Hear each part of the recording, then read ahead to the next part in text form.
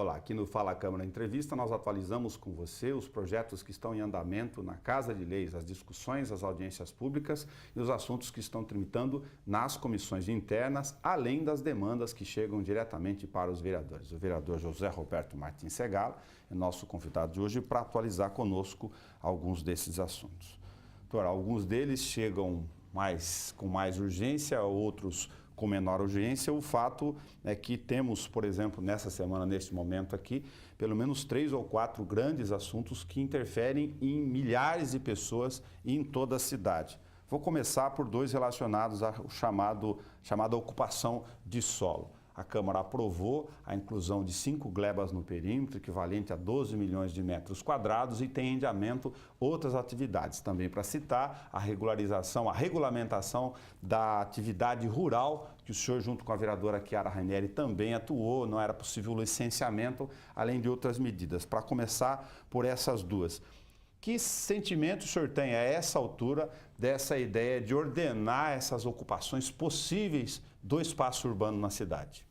Bom, primeiro eu preciso lembrar que Bauru é uma cidade com um território pequeno, não é? Agudos tem 1/3 a mais de território do que Bauru e tem 10% da população de Bauru, o que significa que sobra área lá, não é? E Agudos está encostada ali em Bauru. Portanto, um empresário, uma pessoa que tenha uma visão de futuro, que queira trabalhar numa área de maior espaço para poder construir um empreendimento de grande porte, vai pensar em Agudos, não vai pensar em Bauru.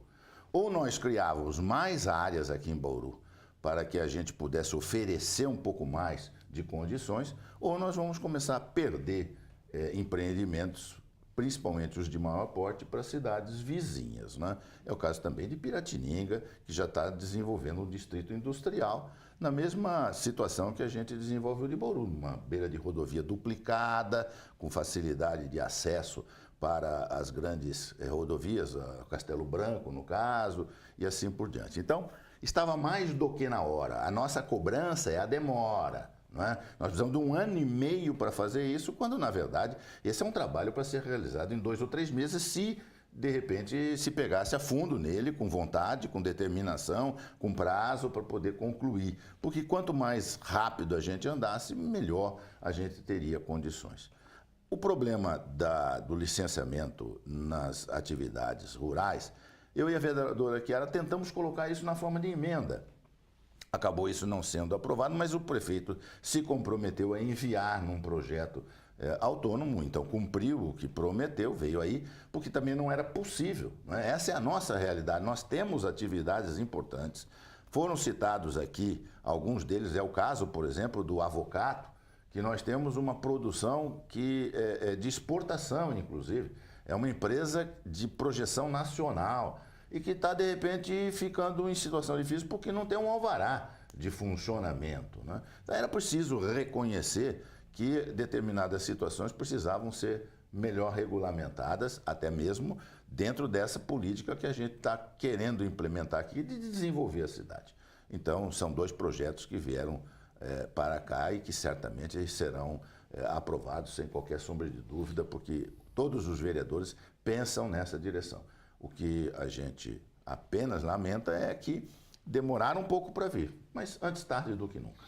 De outro lado, ainda na área de ocupação do solo, o prefeito regulamentou a revisão esperada da área de proteção ambiental, a APA, do Água Parada. Mas, para alguns dos vereadores, ainda sem ler a miúde todo o conteúdo, mas as primeiras impressões foram de que foi tímida, conservadora essa destinação, ou essa regulamentação para possível nova ocupação urbana no futuro, de médio ou de curto prazo. O que está acontecendo conosco, Nelson, é uma coisa muito simples, né?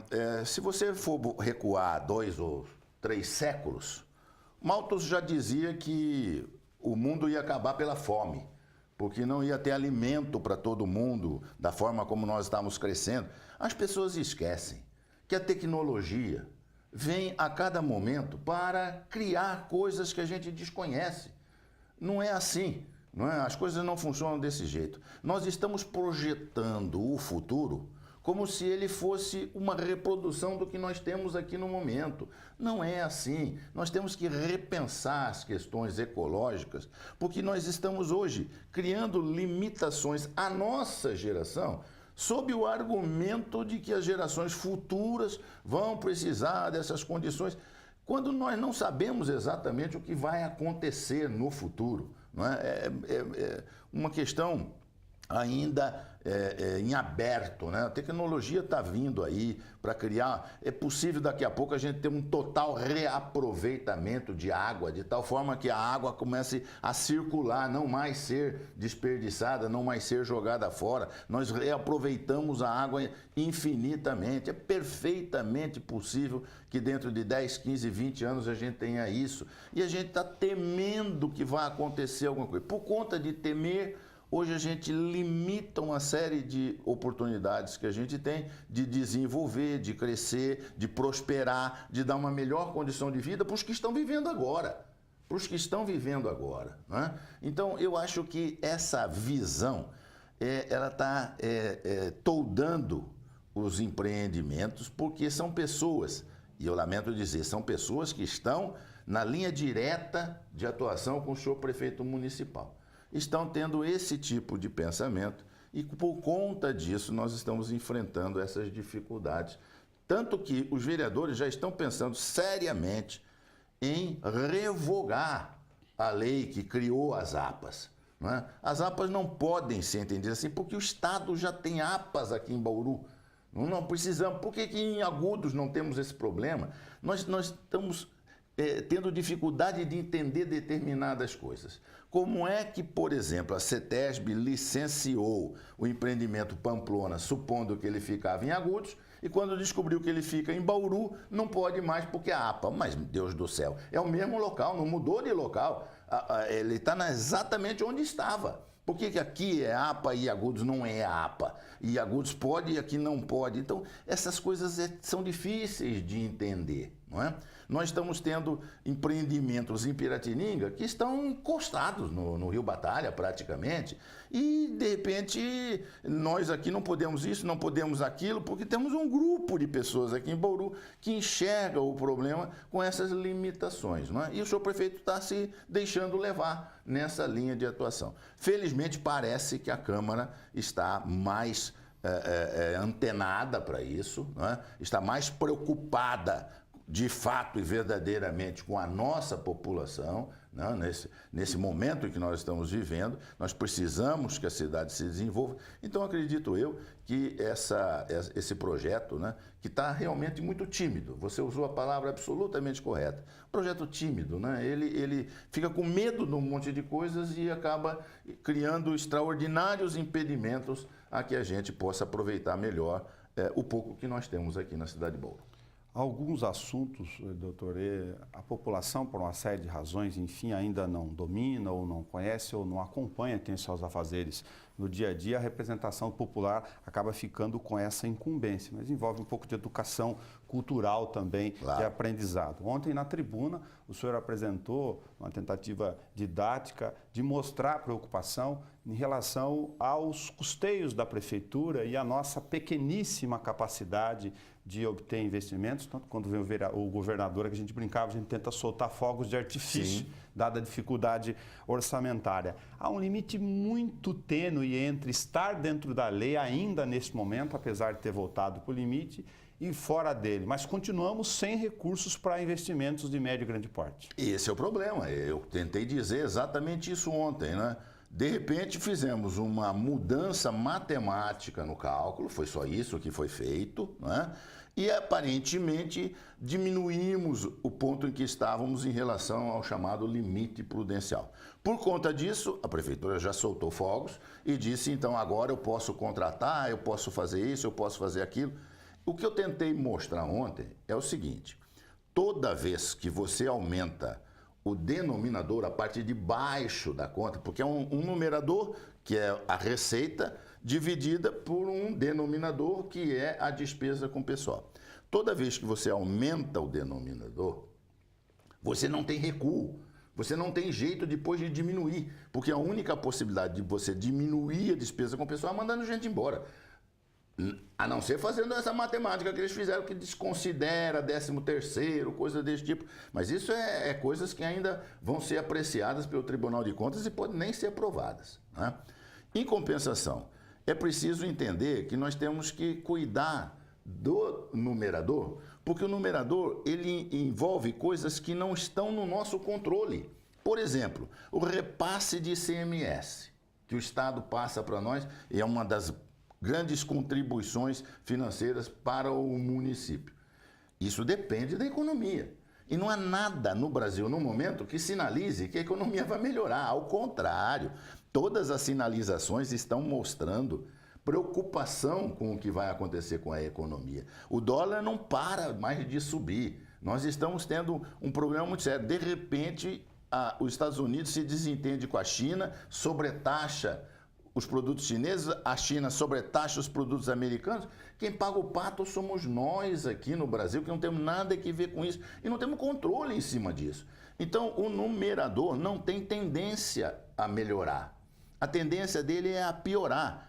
Então, não estrague essa relação no momento. Pense em soluções mais criativas para poder contornar o problema de falta de pessoal, né? Aquilo que eu também já disse numa outra intervenção na tribuna. Nelson, a diferença, gostaria que todos que estão nos vendo ouvissem isso. A diferença entre a produção e a produtividade é uma questão conceitual. A produção é quantidade. A produtividade é quantidade por recurso. Então, dei o exemplo. Eu tenho uma fábrica que faz 100 sapatos por hora. E eu preciso aumentar essa fábrica, eu preciso fazer mais sapatos, porque eu tenho procura para isso. Quem pensa em produção diz assim, monta outra fábrica. Você tem uma fábrica que faz 100 sapatos por hora, você monta uma segunda fábrica, você vai fazer 200 sapatos por hora. Isso é aumentar a produção, Nelson. O que eu quero é pegar a minha fábrica que faz 100 sapatos por hora e fazer a minha fábrica que faz 100 sapatos por hora fabricar 150 sapatos por hora, com a mesma fábrica que eu tenho. Isso chama-se produtividade. É extrair mais dos recursos que eu tenho. Porque aumentar recurso é muito fácil. Então, o que eu preciso? Eu já dei exemplos, é coisa tão simples, Deus do céu, não consigo enxergar. O carteiro chegou na porta da minha casa, entregou uma encomenda e antigamente tinha que preencher um papel. Hoje o carteiro pegou o telefone celular dele e falou, assina para mim aqui. Eu assinei, ele bateu a fotografia. Está resolvido o problema, ele comprovou que eu recebi aquilo lá. Ele chega na sede do Correio e descarrega aquilo no computador, Nelson. Nós estamos ainda preenchendo o talonário, nós estamos fazendo, leva meia hora para escrever, é um absurdo, por isso que a gente precisa de mais gente. Nada, nós precisamos é de criatividade para fazer mais com o mesmo que nós temos, é isso que eu estou tentando dizer. Tem muitos temas relevantes, significativos, um outro para comentar na área de engenharia de acompanhamento. A Senag fez uma visita, mais uma, Sim, na estação de tratamento de esgotos, é uma obra contratada pelo governo, tem 169 milhões, originário 129, enfim, tem aditivos, é uma obra de grande porte, mas surgem problemas novos de forma recorrente. O senhor acompanha a questão de engenharia, é formado no setor, mostrou preocupação em relação a isso já. A obra, segundo o DAI, sairá e o governo, mas a gente convive com essas surpresas, doutor, o tempo inteiro. Nelson, se você me permite a comparação, quando a gente assiste um filme de terror, né, o filme de terror ele é assim, ele vai tranquilo, de repente acontece uma cena que arrepia a gente assusta, pula da cadeira, daí ele sossega de novo, vai mais 15, 20 minutos, de repente mais uma cena dessa. Isso é um filme de terror, Nelson. De tempos em tempos vem uma notícia que você fala, Jesus amado, agora que eu pensei que estava indo tudo bem, que não haveria problema, aparece um novo problema. Nós não temos sossego com... Isso é sinal de que a coisa foi mal feita lá atrás. Lá atrás. As coisas estão aparecendo agora à medida em que vão se desenvolvendo, não é? Então, o que a gente só reza para que essa obra termine logo, né, e cesse. Essa é o filme de terror. Você quer que termine logo? Termine esse filme, porque eu não aguento mais tomar susto, né? Isso aí é fundamental. Nós estamos realmente muito preocupados, porque é uma grande obra, é uma quantidade grande de dinheiro que está sendo discutida aí. Nós vamos precisar resolver esse problema do fundo, que é um problema seríssimo e que nós estamos demorando para resolver, né? E isso precisa de atitudes corajosas, isso precisa de realmente enfrentar determinadas resistências que existem, até dos nossos órgãos oficiais, como o Ministério Público, e mostrar para eles que é preciso ter uma saída para essa situação. Nós criamos um fundo para fazer uma coisa e não temos mais destino para o dinheiro que nós arrecadamos. Se nós não convencermos esses órgãos de que esse dinheiro vai poder ser usado em outra atividade, ninguém sabe o que vai acontecer com isso. Não é possível mais permanecer num fundo que rende dinheiro e rende bastante, mas eu não posso usar nem o rendimento dele, o rendimento só aumenta o fundo.